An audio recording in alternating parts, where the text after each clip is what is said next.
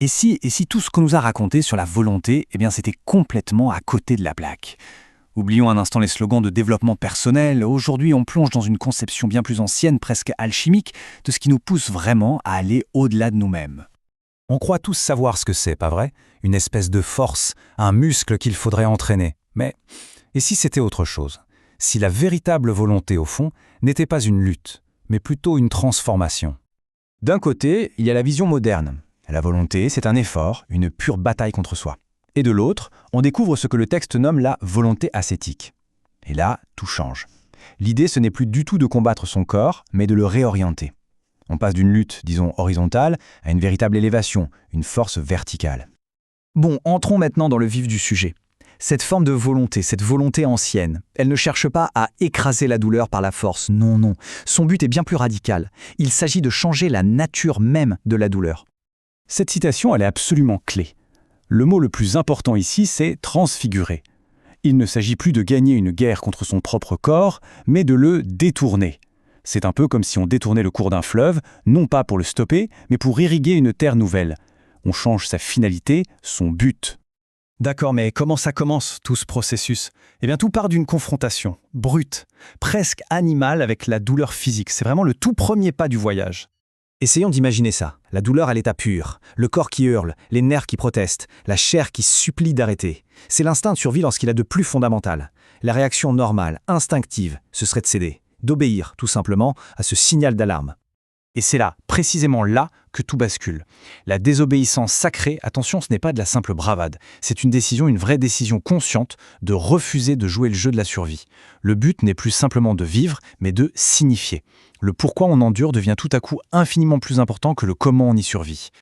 Ce qui est fascinant, c'est cette métamorphose. La sensation physique, qui était brute, commence à se transformer en un langage. La souffrance n'est plus un simple signal de danger. Elle devient l'outil pour écrire autre chose, pour exprimer une idée bien plus grande. On entre maintenant dans la phase véritablement alchimique du processus. La douleur, qui n'était qu'un signal biologique, va se muer en rituel, et finalement en symbole. Regardons ce processus en 3 temps. D'abord, la brûlure, l'instinct pur. Ensuite, le rite. La douleur est toujours là, mais elle s'intériorise, elle devient un silence habité, une pratique. Et enfin, l'étape finale, le symbole.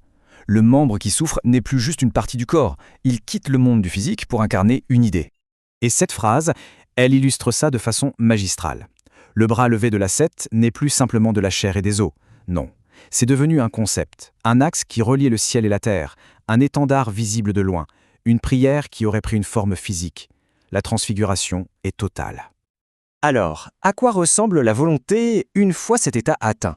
Eh bien, ce n'est plus un effort permanent, une lutte de tous les instants. C'est devenu une structure, presque une architecture qui soutient l'individu, de l'extérieur. Le point crucial ici, c'est un renversement complet de perspective. La volonté, ce n'est plus une force à puiser en soi.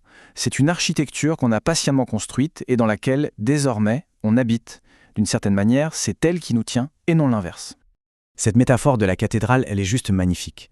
Les pierres d'une cathédrale ne tiennent pas bon par leur propre force. Elles tiennent parce qu'elles font partie d'une structure plus grande, d'une forme qui les dépasse et qui leur donne un sens.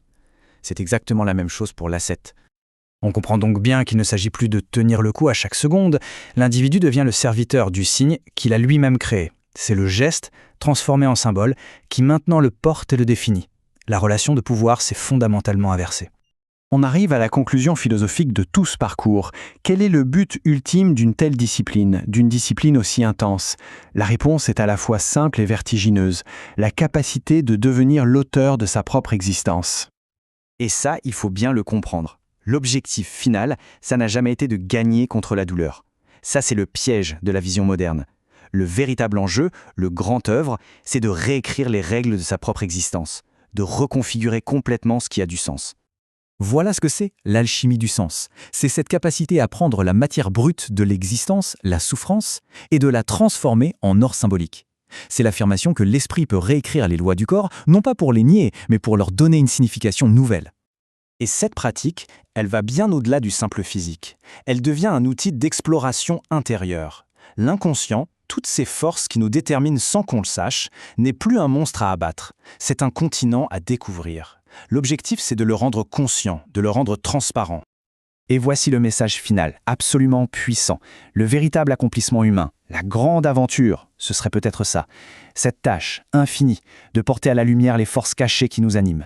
Non pas pour les subir, mais pour les maîtriser, et ainsi devenir les véritables auteurs de notre propre vie. Et c'est la question que cette perspective nous laisse. Plutôt que chercher à vaincre nos ombres, à gagner nos luttes internes, et si le véritable travail, c'était de les éclairer, de les comprendre, de les transformer, pour finalement en devenir l'auteur. Voilà une idée qui change absolument tout.